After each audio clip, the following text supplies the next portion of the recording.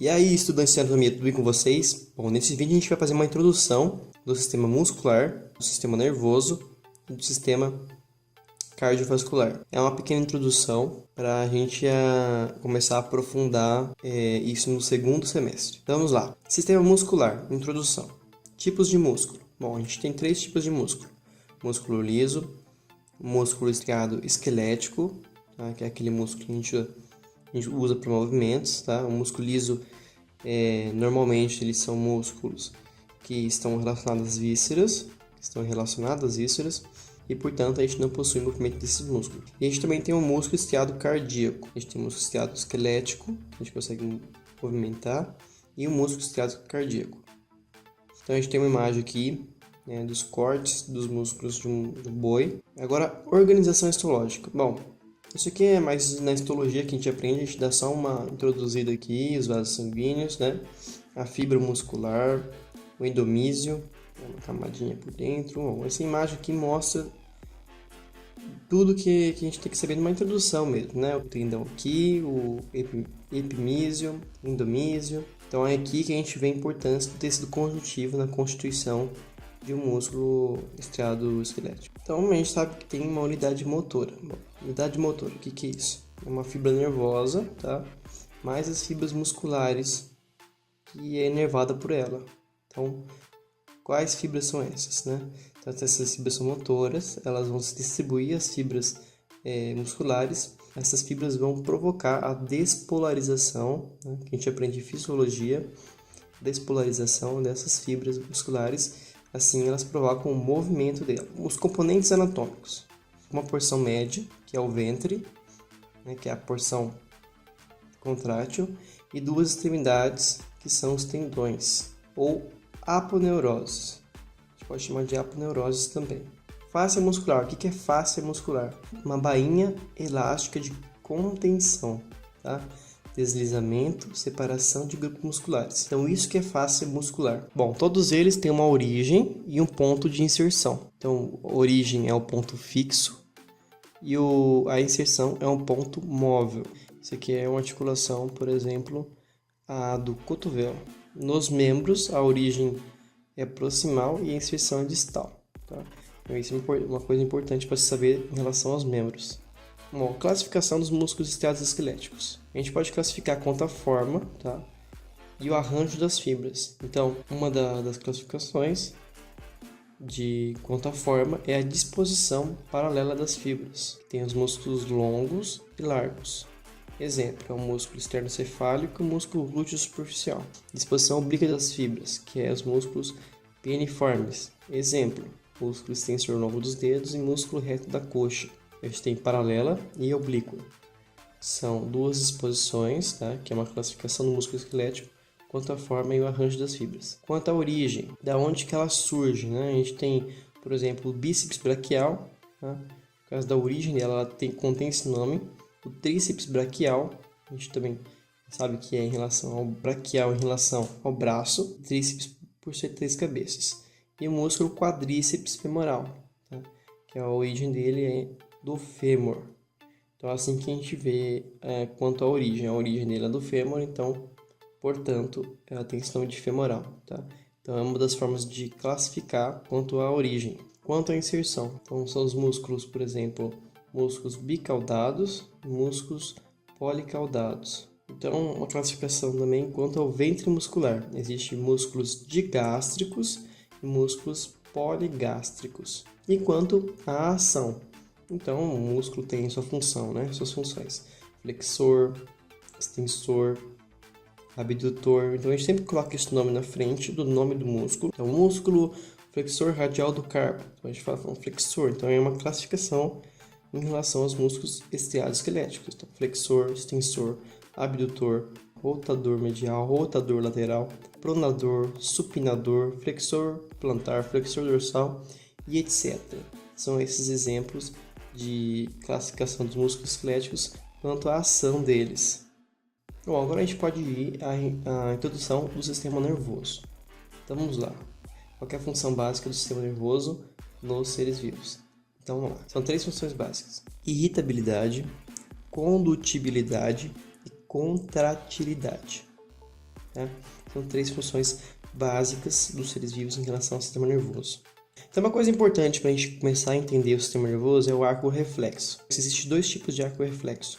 O simples, né, que é o simples ou intrasegmentar, e o arco reflexo intersegmentar. Então, qual que é a diferença dos dois? Bom, o intrasegmentar, o estímulo aqui está sendo no neurônio aferente, que é o neurônio sensitivo, e o neurônio sensitivo vai fazer sinapse com o neurônio eferente, que é o motor. Então, um estímulo, por exemplo, por uma coisa está quente, por exemplo, a gente coloca a mão nesse objeto quente. Logo depois que a gente toca, esse estímulo do neurônio aferente, que é o sensitivo, porque a gente está sentindo calor, ele vai fazer sinapse com o neurônio eferente, que é o motor, né? Então, vai ser a reação motora em relação àquele estímulo do sensitivo. E o intersegmentar, o arco reflexo intersegmentar. Então, quando a gente sente, por exemplo, daquela panela, quando a gente sente o calor, esse neurônio aferentes, os neurônios aferentes, que são sensitivos, podem fazer sinapse com o neurônio motor e, ao mesmo tempo, em relação com o neurônio de associação, e assim o de associação fazer sinapse no neurônio motor. Então, ele pode ter esses 2 caminhos, tá? Ele pode ter esses caminhos ou os 2 ao mesmo tempo, tá? Esse que é o sistema nervoso, esse que é o arco reflexo intersegmentar. Então, são conhecimentos, né, gerais, conhecimentos de introdução para se estudar o sistema nervoso, que a gente vai estudar lá no final do 2º semestre. Bom, então um exemplo de reflexo é da medula espinhal, né, dos vertebrados, né? Aquele arco reflexo simples, intrasegmentar, tá? Então, aquele lá que a gente viu, que é o estímulo ocorre no aferente, ele vai fazer sinapse diretamente no eferente, tá?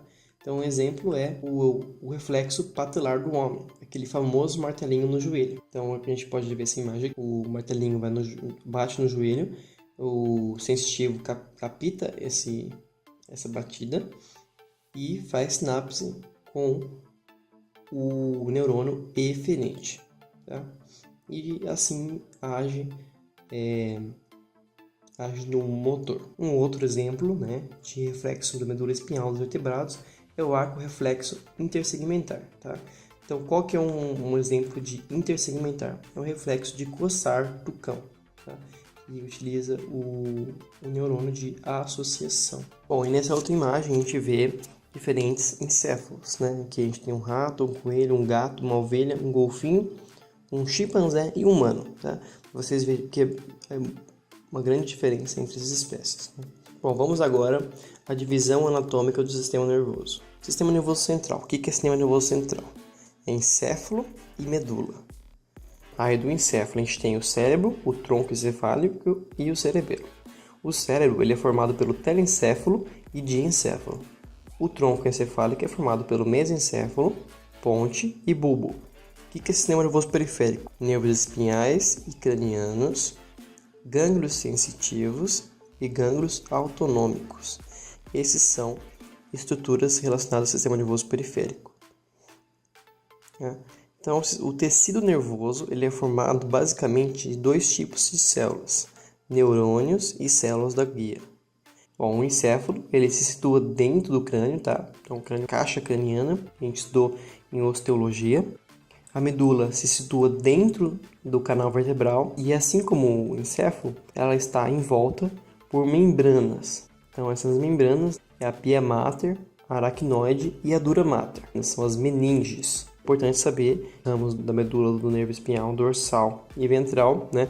A gente sabe que o ventral ele é motor e o dorsal é sensitivo, são fibras sensitivas. Eles vão se juntar, formar o tronco do nervo espinhal e aí dar os seus ramos dorsais e ventrais depois que eles passam pelo forame intervertebral. A não ser na primeira e na segunda vértebras cervicais, que eles passam pelo forame vertebral lateral e não pelos forames intervertebrais. Isso é importante a gente saber também. Aonde que esses nervos emergem? Esses nervos de fibras mistas, tá? Tanto sensitivos como motores, porque eles se juntaram lá ainda no canal vertebral. Bom, a gente também tem que saber aplicar isso a alguns conceitos embriológicos. Então, o prosencéfalo vai se tornar o diencéfalo e o telencéfalo, que é o cérebro, tá? O mesencéfalo e o mesencéfalo e o robencéfalo. O robencéfalo vai se tornar o metencéfalo, que é a ponte e o cerebelo, e o mielencéfalo, tá? Que é o bulbo. Então, essa imagem aqui, a gente vê certinho, né, que o prosencéfalo, o mesencéfalo, o robencéfalo e tubo neural, né, que depois vão se tornando o telencéfalo, o diencéfalo, o mesencéfalo, que a gente vê aqui nessa estrutura. Então, a formação biológica, o que a gente aprendeu na embriologia, a gente está tentando buscar o que a gente aprendeu na embriologia. Então, é bom a gente aplicar esse conceito na anatomia também. Então, aqui tem uma divisão interessante, né, entre o cérebro, que é o telencéfalo, mais o diencéfalo, tá, que está em roxinho aqui e laranja, e o tronco encefálico, que está separado em mesencéfalo, ponte e bulbo. E também aqui temos o cerebelo. É importante a gente saber também que nessa região do diencéfalo existe o tálamo, que é uma massa, tá, uma massa cinzenta, o hipotálamo, tá, o hipotálamo é a região de baixo do tálamo, e epitálamo, que é a região acima do tálamo, onde a gente encontra a glândula epífise ou pineal. A gente vai, novamente eu estou dizendo aqui, a gente vai ver isso na aula de sistema nervoso central, prática, lá na frente, tá? Em relação ao medula espinhal, aqui a gente tem uma imagem, tá, de uma vista ventral dos dois primeiros segmentos da medula espinhal cervical do bovino. Então a gente vê que existem radículas. Radículas são essas fibras que a gente está colorida amarela, são várias fibrinhas pequenas que juntam e formam uma fibra grande. Bom, essa vista ventral, tá? Então a gente percebe que saem, nessa imagem aqui não dá para ver ainda, mas sai ventral e sai dorsal também. Essa aqui é uma outra imagem que a gente consegue ver as dorsais e as ventrais, saindo dos cornos, né? Corno dorsal e corno ventral.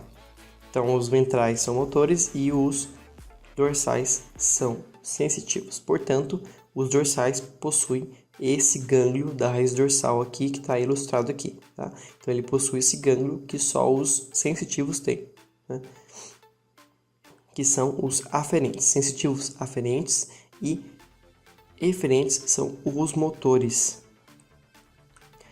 É importante também lembrar que a medula contém a substância cinzenta no H, tá? No H da medula. E a gente tem a substância branca em volta. Ao contrário, acontece no cerebelo e no cérebro, né? Que em volta, na verdade, o córtex é cinzento e a medula é branco.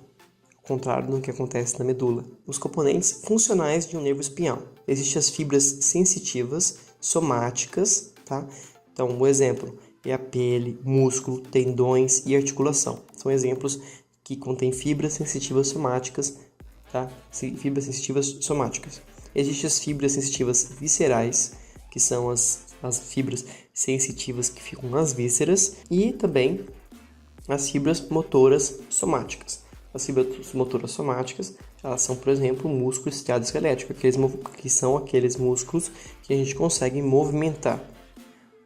As fibras motoras viscerais são fibras que inervam os músculos lisos, cardíacos e as glândulas. São fibras que vão dar aquele estímulo, estimular a contração do músculo cardíaco, né, que vai dar os batimentos cardíacos. Então, por isso, fibras motoras viscerais, que ficam nas vísceras, tá? A gente não consegue ter movimento, que a gente não consegue controlar, por isso visceral e não somática, tá? Então a gente pode fazer uma divisão aí funcional do sistema nervoso. Então existe o sistema nervoso somático, tá?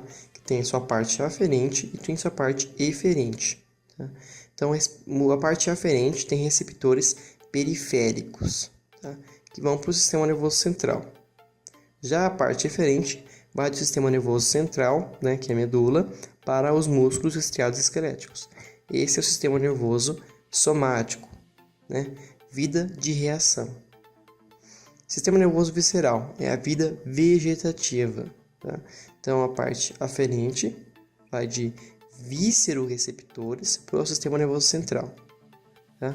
E a parte eferente, que vai do sistema nervoso central para, por exemplo, as glândulas, os músculos lisos e o músculo cardíaco. Essa parte eferente, que vai do sistema nervoso central para as glândulas, músculos lisos e cardíacos, tem o sistema nervoso autônomo, tá? E aí já chegamos no sistema nervoso autônomo. Existe o simpático e o parasimpático. Essa é uma imagem que mostra o sistema nervoso autônomo. Então, a gente vai explicar certinho como que funciona o sistema nervoso autônomo na aula de sistema nervoso autônomo. Isso aqui é só uma introdução desses sistemas, tá? Então, o que a gente pode ver aqui? Que o parasimpático se origina, né, na região do crânio e da região do sacro, tá? Então, por isso que a região, o parasimpático é crânio sacral. E o simpático, você pode perceber que ele está se originando aqui na região torácica e lombar. Então, tóraco-lombar, região do simpático. E aí temos as funções de cada um. Então, o simpático, por exemplo, dilata a pupila. E o parasimpático contrai a pupila. Então, o que acontece? O parasimpático O parasimpático vai agir no seu corpo no momento de descanso, no momento que você tem que descansar, relaxar. O simpático, ele vai agir no momento que você está em fuga, o momento que você está em fuga, um momento que você está nervoso, em movimento, né, de luta, enfim. O simpático, você está agitado. Então, se você conseguir imaginar o que o seu corpo está fazendo enquanto você está agitado e o que o seu corpo está fazendo enquanto você está tranquilo, você já consegue dizer para mim o que cada um faz. Então, por exemplo, parasimpático. Eu estou relaxado, certo? Então, como que meu coração tá reagindo a isso? Ele está em bradicardia ou taquicardia? Ele vai estar em bradicardia. Então, ele vai estar pouco acelerado, tá? É o momento que está relaxado, o parasimpático. Já o simpático, ele vai estar em taquicardia, ele vai estar acelerado, tá? Então, é assim que a gente diferencia um do outro. Bom, uma coisa que a gente tem que saber são os nervos cranianos. Então, os nervos cranianos, eles possuem do primeiro até o 12º. Então, são 12 pares de nervos cranianos. Nós temos que saber cada um deles.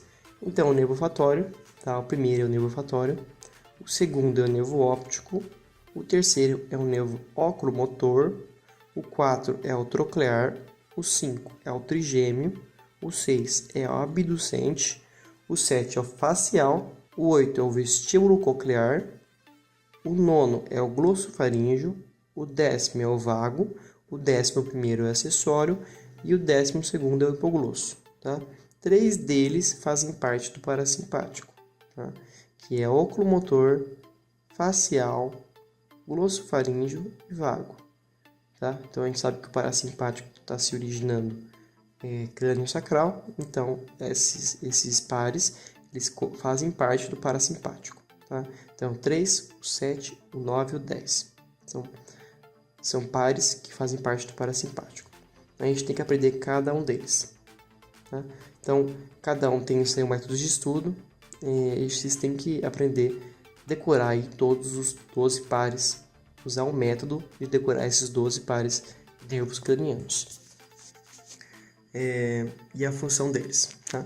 E agora vamos à introdução do sistema circulatório.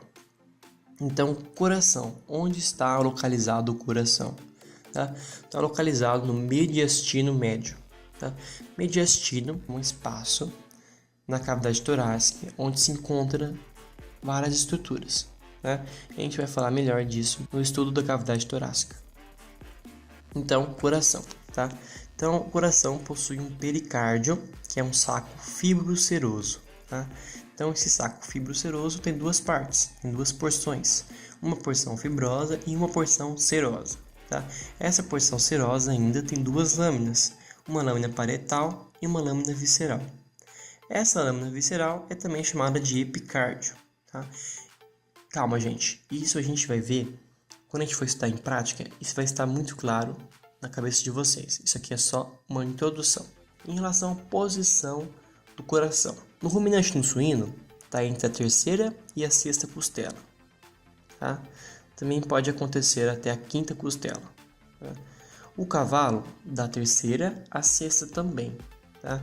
Pode acontecer de ficar na segunda a sexta. No cão, da terceira à sexta também, tá? Pode também até chegar à sétima costela, tá? Posição anatômica do coração. Então, principais aspectos anatômicos. A gente sabe que tem uma base, que a gente já comentou, um ápice e que mais que a gente tem? Bom, a gente tem átrio, tá? Átrio esquerdo, átrio direito, os ventrículos, direito e esquerdo, e as aurículas, que são direitas e esquerdas também, tá? A gente tem faces também nesse coração. Face esquerda, tá? A face pulmonar, a face externocostal, a face direita e a face diafragmática. Todas essas faces são as faces do coração, tá? Em relação a o que ela faz contato, tá? Então, a face pulmonar é a que faz contato com o pulmão. Isso é bem simples de entender, nada demais, tá? E os sulcos? O que tem de importante de sulco no coração? Bom, a gente tem o sulco longitudinal esquerdo, que é o interventricular paraconal, e o sulco longitudinal direito, que é o sulco interventricular subsinuoso, tá? São esses dois sulcos que a gente vai aprender também na aula prática. Bom, vasos da base são elas: veias cavas cranial e caudal, veias pulmonares e a artéria troncopulmonar e também a aorta, tá? Esses são os vasos da base. Como isso aqui é um coração de humano, tá escrito superior, mas como a gente está falando de animais domésticos, a veia cava cranial. Também aqui embaixo temos a veia cava caudal. Tipos de vasos sanguíneos. Bom, a gente sabe que tem a artéria, tá? Então esse quadro aqui mostra bem isso, que tem o tecido conjuntivo, as fibras elásticas, a musculatura lisa e o endotélio, tá? Que é uma capa de células. Isso que compõe a artéria. A gente tem uma arteríola, tá? Que é o finamento aí dessa artéria. Né? Depois a gente tem uma ramificação dessa arteríola, que é o capilar, é onde vai acontecer a saída do oxigênio, né, para os tecidos. E esses capilares são microscópicos, tá? Então a gente não consegue ver.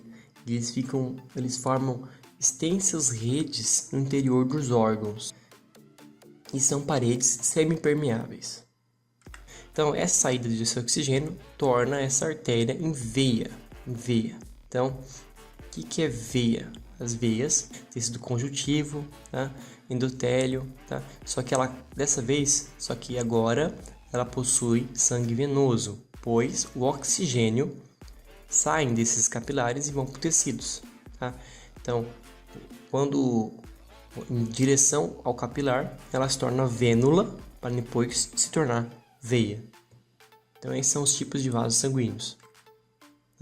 A artéria tem vários tipos de artéria. Tem a artéria de grande calibre, a artéria de médio calibre, a artéria de pequeno calibre e as arteríolas, que são as últimas divisões da artéria.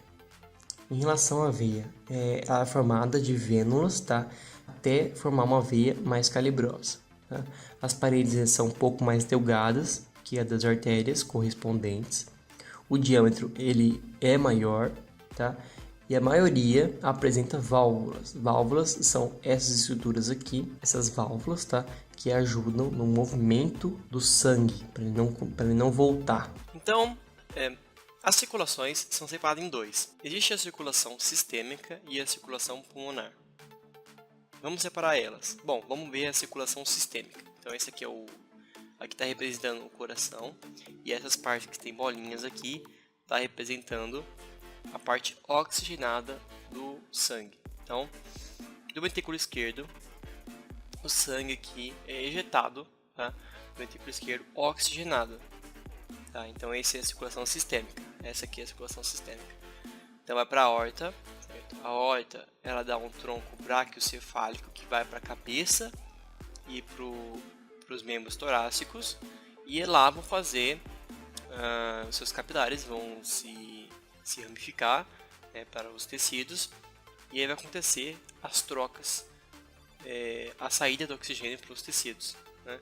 Ao mesmo tempo, né, a aorta torácica vai continuar como a aorta abdominal. A aorta abdominal vai ter uma artéria celíaca. A artéria celíaca vai ser responsável por irrigar aqui o fígado e o intestino, baço e estômago, tá? Vai passar uma veia porta, vai para o fígado também, e aí vai para as vias hepáticas e para a veia cava. Tá? Vai dar uma artéria renal aqui também e a artéria ilíaca interna e externa. Tá? Artéria ilíaca interna e externa, que vai para o abdômen e os membros pélvicos. Tá? Aí esse sangue vai ser drenado, tá? Com a veia cava caudal e ir também para o átrio direito. E aí vamos começar agora a falar da circulação pulmonar. Então o átrio direito, né, passa para o ventrículo direito, tá? Através da válvula atrioventricular direita. E aí o ventrículo direito vai impulsionar esse sangue aqui para a artéria pulmonar, que é a única artéria que contém sangue venoso, tá? Porque esse sangue já passou por todas as vísceras, todos os tecidos. A artéria pulmonar vai para o pulmão.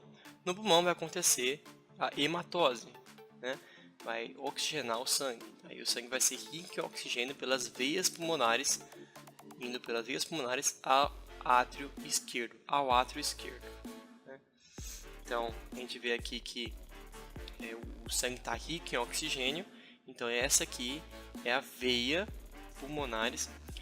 As veias pulmonares são as únicas veias que contêm sangue arterial. Sangue arterial é sangue oxigenado, tá? Sangue rico em oxigênio.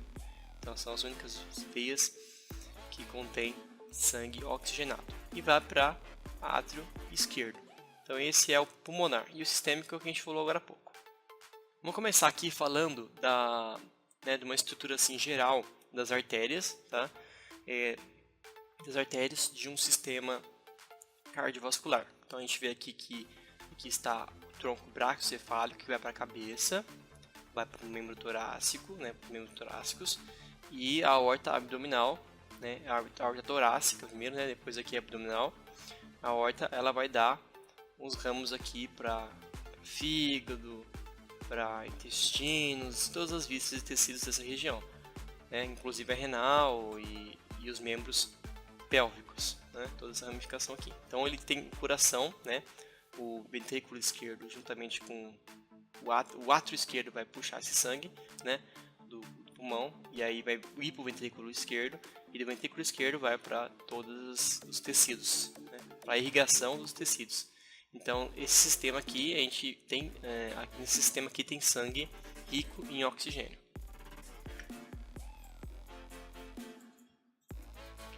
E esse aqui é um sistema de drenagem, tá? Então o sangue foi através da aorta e do tronco braquiocefálico para as regiões da cabeça e membro torácico, e ao mesmo tempo para o membro pélvico e todo o corpo, né? E aí agora as veias vão em sentido contrário, vão fazer a drenagem, né? Vão fazer a drenagem lá dos capilares e vão em direção ao átrio direito, né? Então o átrio direito está aqui e o ventrículo direito está aqui, certo? Então ele vai em direção ao átrio direito, vai fazer a drenagem de tudo que a artéria irrigou, ela vai fazer a drenagem e vai para o coração.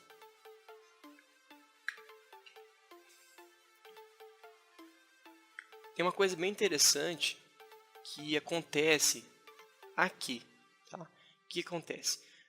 As veias elas vão estar drenando o sangue aqui e elas vão passar, essas veias que estiver drenando aqui, o intestino delgado, parte do intestino grosso, né, do sistema digestório, parte dele vai ser drenado aqui pelas veias e vão passar toda a substância aqui do intestino gastrointestinal vai passar pela veia porta. A veia porta é a veia que comunica as vísceras aqui do intestino, né, com o fígado. O fígado vai estar nessa região. Então, onde vai passar, as substâncias vão passar pelo fígado para depois ser jogado para o coração, para ser metabolizado e depois jogado para o coração.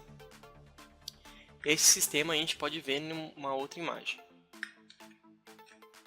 que é essa daqui. Então a gente vê que tem o cólon aqui, né, intestino delgado, todo o intestino delgado aqui, né, o pâncreas, o baço, né, e o estômago. Tá vendo que tem a drenagem aqui das veias, né? Vamos para essa veia grandona aqui, que é a veia porta. Então a veia porta vai para o fígado, aí vai ser metabolizado e depois vai para a veia cava caudal.